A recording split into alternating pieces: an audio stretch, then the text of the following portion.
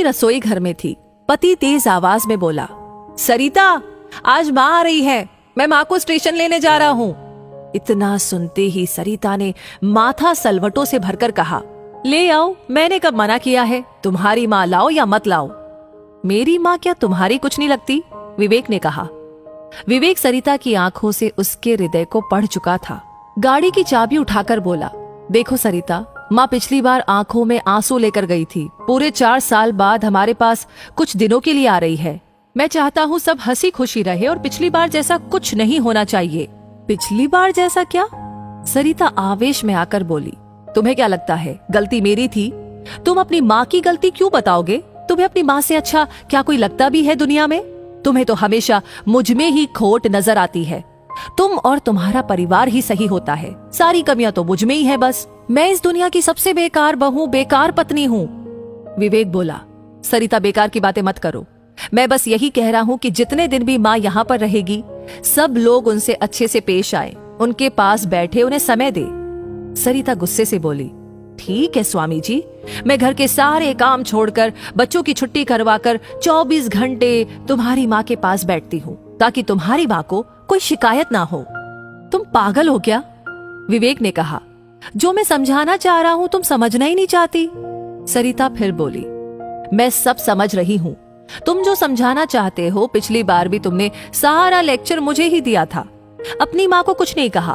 तुम हमारी परवाह ही कब करते हो? मैं और मेरे बच्चे जाए भाड़ में, तुम्हें तो अपने परिवार वाले चाहिए। चाबी मेज पर फेंक कर विवेक गुस्से से बोला, तो ये सब मैं किसके लिए कर रहा हूँ?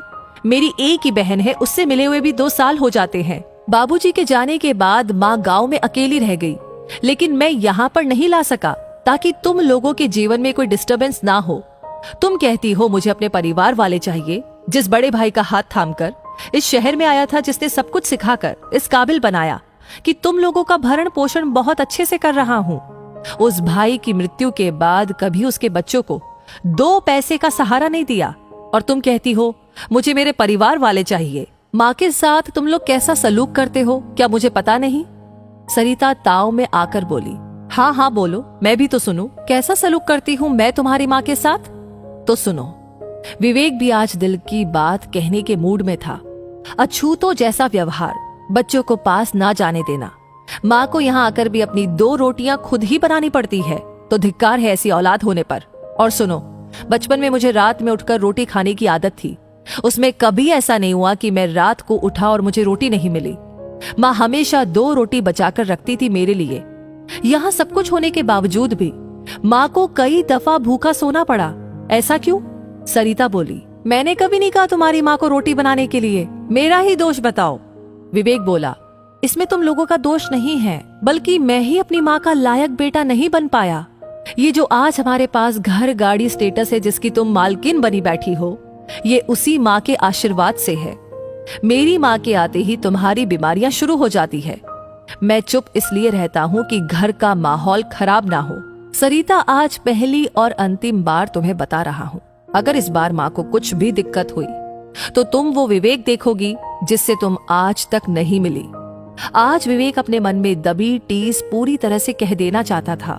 विवेक का पहली बार ऐसा रूप देख करके सरिता ने अब चुप्पी साध ली थी। माँ वही दरवाजे के पास खड़ी पहली बार अपने बेटे विवेक को अपने लिए जिरह करती हुई सुन रही थी। माँ की आंखों में आंसुओं का समंदर उमड़ पड़ा था। माँ ने खुद को संभालते हुए दरवाजा खटखटाया तो देखा कि पूरे घर में अजीब सा सन्नाटा पसरा हुआ है। विवेक ने अपने विवेक से सब कुछ बदल कर रख दिया। आज माँ को पहली बार लग रहा था कि मैं अपने बेटे के घर आई हूँ। तो दोस्तों, इस कहानी को सुनते हुए आई एम श्योर आप भी कहीं खो गए हैं। तो बताइए ये कहानी आपको कैसी लगी, क्या महसूस कर रहे हैं, आपकी क्या राय है?